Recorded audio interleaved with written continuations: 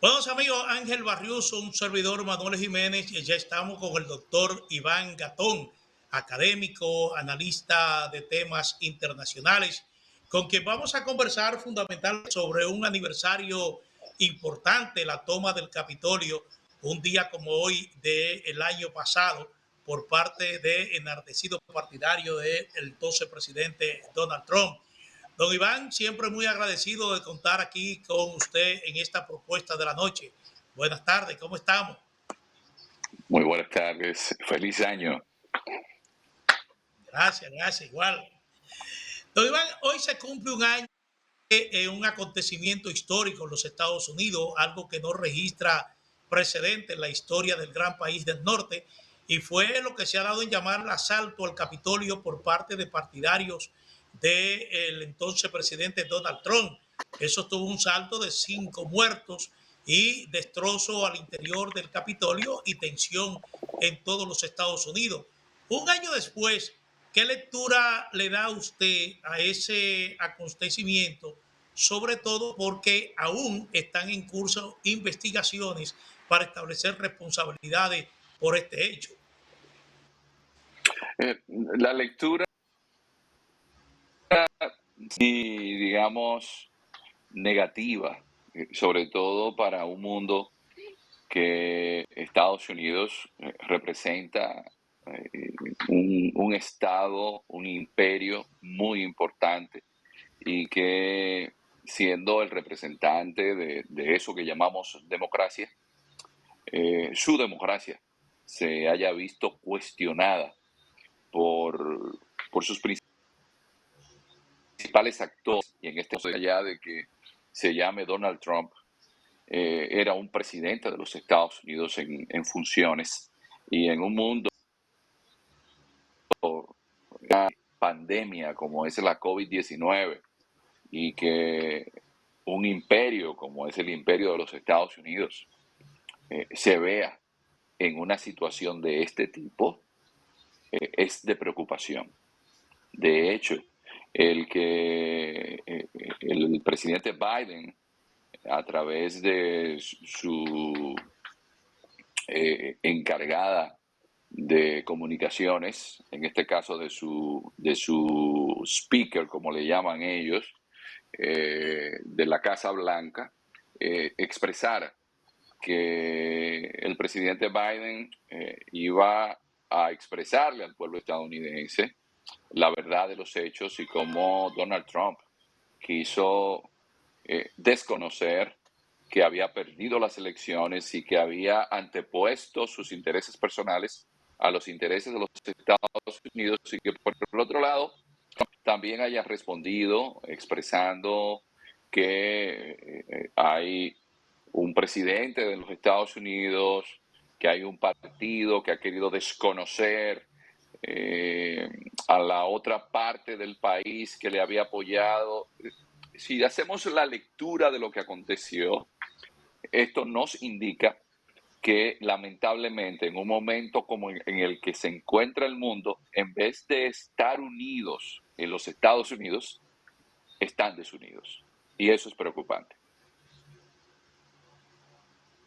Esa desunión que flota, para usar una palabra medio poética, en Estados Unidos, da a entender que el sector que apoyó lo comento, más que la pregunta como tal, que el sector que estaba detrás de Donald Trump no entendió el papel que debió jugar como en la lógica de lo que es Estados Unidos en el mundo de hoy. ¿Podría yo estar equivocado en esto?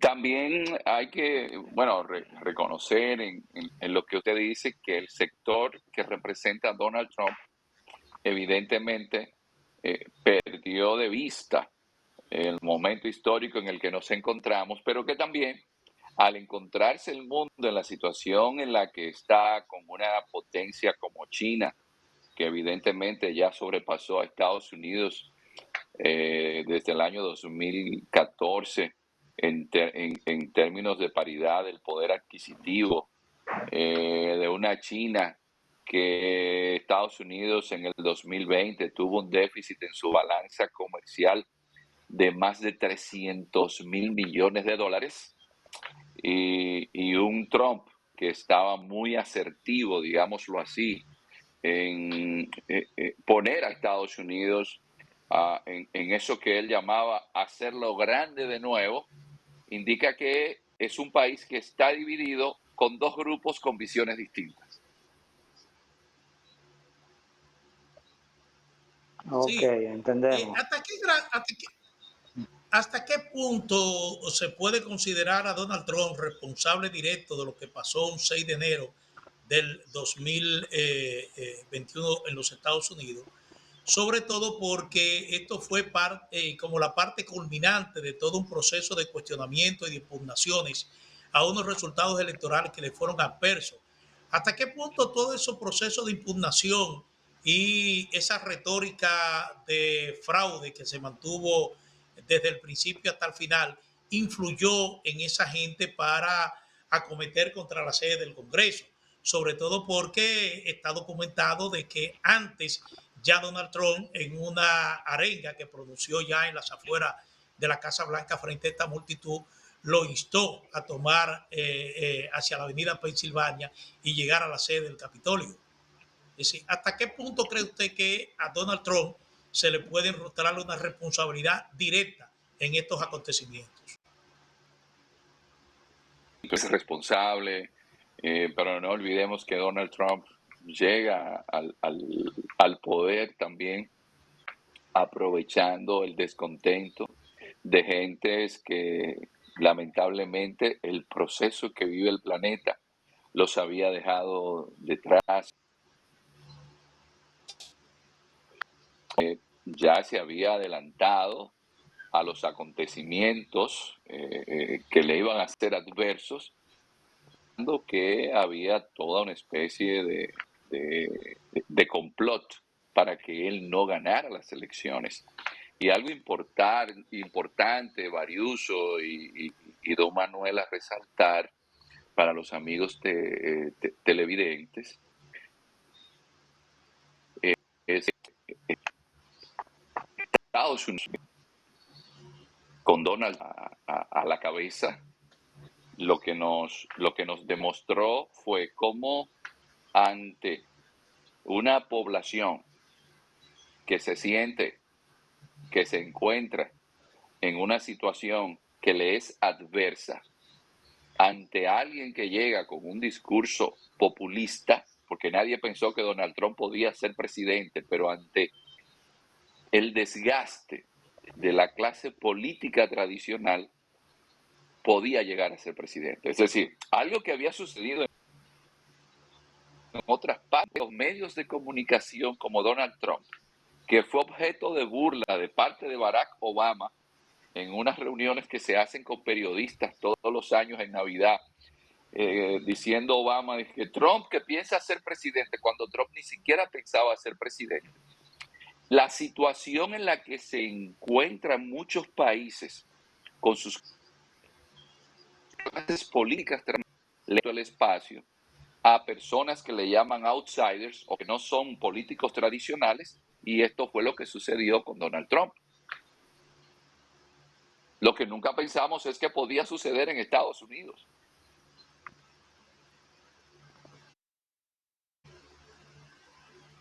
Sí, bueno, usted dice que sí. Sí. Adelante, Barrios. No, adelante, Jiménez, adelante. No, sí, simplemente era recalcar, pero sigo después. Adelante. Bueno, lo que quiero preguntar, si tú sientes o percibes que hubo una recomposición de las fuerzas políticas en el mundo, en términos geopolíticos, a partir de la propia debilidad que demuestra Estados Unidos. Cuando hablo de esta recomposición, estoy tomando como sujetos el papel que viene jugando actualmente China, Rusia y en menor medida la India.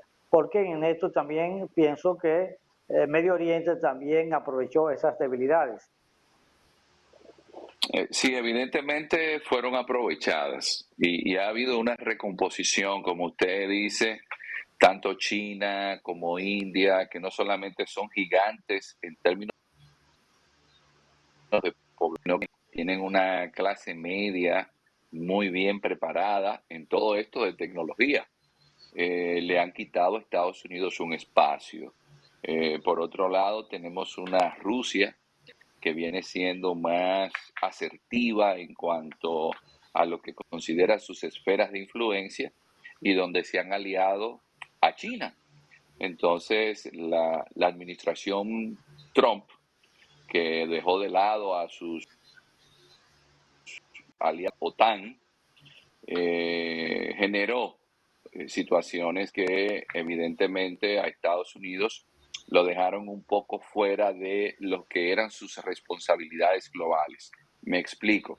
Estados Unidos se comprometió con el tema del cambio climático y después de haberlo firmado, se echó a un lado. Estados Unidos firmó un acuerdo con Irán, la administración Trump también echó, y eso le restó a Estados Unidos mucha imagen pública. La administración Biden, por ese lado, ha tenido que ir recomponiendo relaciones.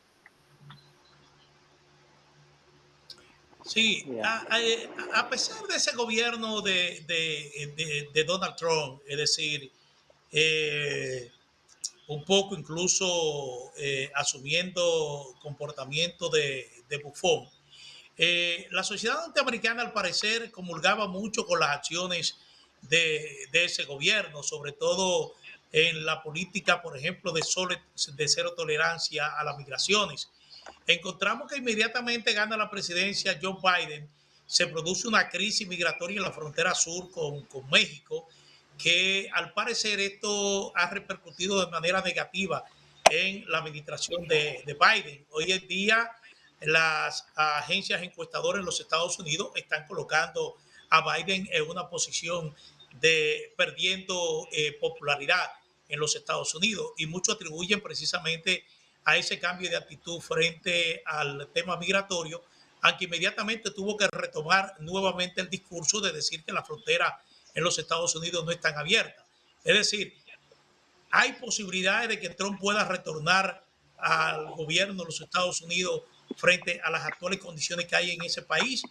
¿O usted cree que finalmente Trump podría ser procesado, si no por el tema del Capitolio, pero por lo menos por otro proceso que tiene pendiente, como son el tema de elevación de impuestos? Evidentemente que la situación que vive Estados Unidos, el tema migratorio, que es un problema serio, pero que forma parte de una situación global, es decir, para Estados Unidos, le ha dado a la administración Biden mucha agua que beber, como dicen en el argot popular, y esto no se va a detener ahí. Y la administración Biden, con sus pronunciamientos, evidentemente que le dio más esperanza a la gente, por eso vimos esos éxodos masivos cruzando por México para llegar hasta Estados Unidos. Y Trump, desde la perspectiva del americano común, las políticas que asumió eran de interés estratégico para lo que ellos entienden que es su país. Por eso no debemos subestimar a Trump y no pasar por alto la gran cantidad de votos que sacó. Esto nos indica la americana y, por ejemplo, no es solamente esa agenda. Hay que ver la actitud que tuvo Trump con la agenda LGTBQ, donde Trump entonces hace una especie de nicho con los grupos cristianos protestantes, porque Trump lo que hizo, y es una perspectiva correcta, irse al nicho de mercado de los valores tradicionales de los Estados Unidos. ¿Qué quiere decir esto? Que esos valores tradicionales de Estados Unidos, quien los está encarnando es Trump, no la Biden. ¿Y qué va a suceder? Que si Trump no es llevado a la justicia, algo que es fácil, no hay algo más fácil que llevar a un político a la prisión o a la justicia. Así sí Estados Unidos. Van a tener a Trump poniéndosela difícil en las próximas elecciones.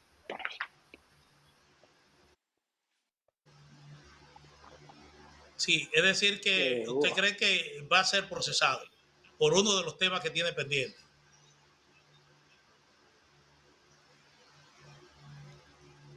Bueno, parece que el amigo Iván Gatón tuvo una falla en su sistema de internet. Sí. Bueno, en esencia es que sí, que no sería difícil que en los Estados Unidos finalmente se siente en el banquillo de los acusados al expresidente de los Estados Unidos, Donald Trump. Hay, bueno, ya retornamos, don Iván. Vamos. Sí, entendía que sí, que usted podría ser sentado acusado formalmente. Puede ser acusado y no solamente acusado, sino que podría tener una situación muy difícil, porque lo que provocó Donald Trump marca un antes y un después para los Estados Unidos. Y evidentemente Trump tiene muchas cosas que mostrar en su gestión. Es decir, no creamos que todo lo de Trump fue negativo. Yo creo que hay una equivocación en ese sentido. Nosotros que no simpatizamos con el populismo, vemos a un Donald Trump desde la perspectiva de alguien que llega a la política sin saber bien cuáles son sus responsabilidades, pero el estadounidense común, que no tiene ese tipo de conciencia política global, pero también el ciudadano de los Estados Unidos, cristiano, que es una persona dedicada a seguir esos patrones de vida que le dicta su religión, a donde ve su referente es en Donald Trump. Es decir, que Donald Trump en el Partido Republicano ahora mismo no tiene una figura que le pueda hacer sombra. Claro. No es fácil que una persona que haya estado en el gobierno crearle su expediente para que no vuelva a competir. Bueno, dando un giro. Por eso disculpa, porque no quisiera que terminemos el programa sin tocar el tema de Chile.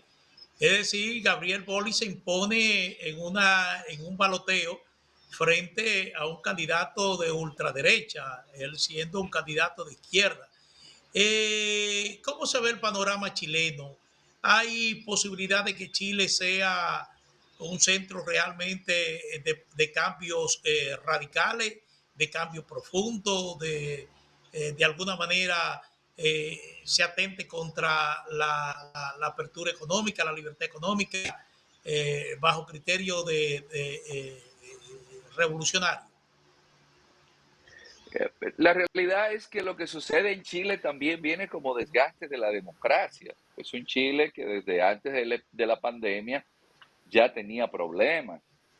Entonces, lo que sucede, y siempre lo refiero, es que en eso que se llama democracia, existe lo que se llama el gatopardismo, que es que se cambia todo para que todo siga igual.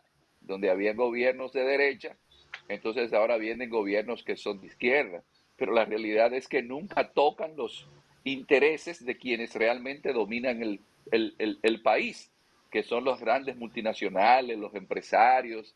Entonces, en las democracias, usted lo va a ver en momentos como estos, el propio presidente Biden llama a una cumbre sobre países democráticos porque los grandes centros de pensamiento, que le llaman think tank, que le dan seguimiento a las democracias, han indicado que las democracias están ahora mismo en peligro, que ante la tercera ola de la democracia que hubo a partir de la caída del muro de Berlín, Berlín, que tiene el mundo, se puede usted encontrar a cualquier persona que aspire y pueda llegar a ser presidente.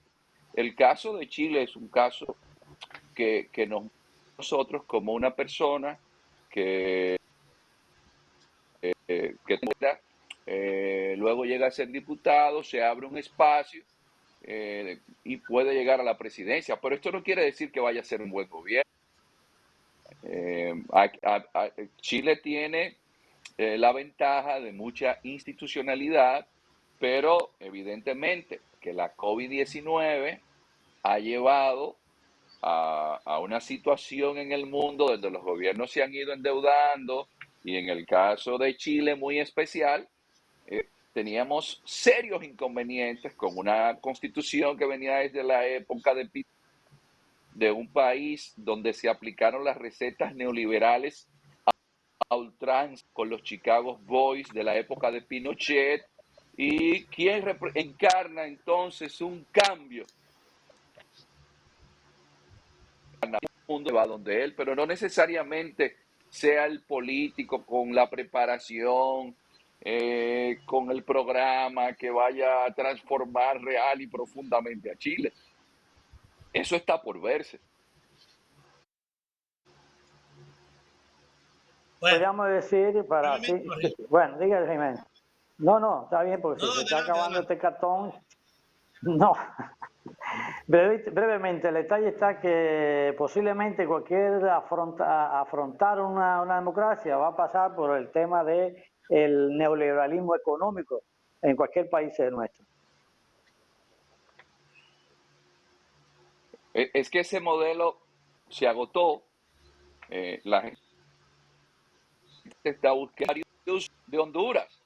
Uno ve a la esposa de Zelaya, a quien le dieron un golpe de Estado, pero es el desgaste en Honduras de propuestas políticas que le permitan a ellos tener otra opción.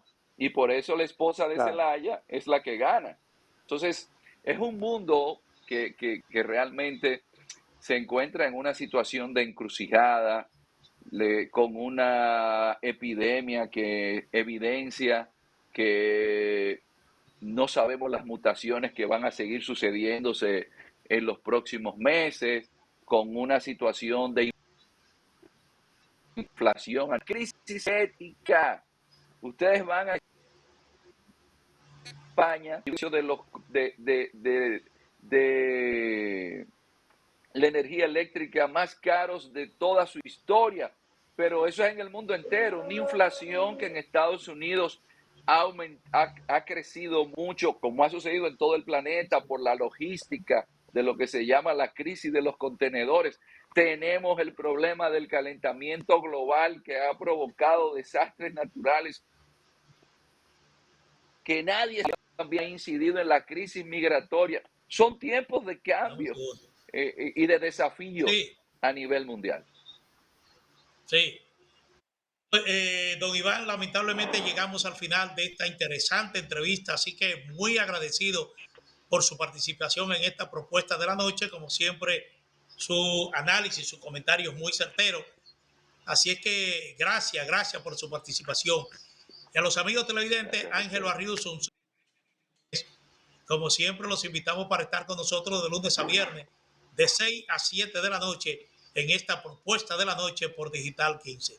Así es que muy buenas noches.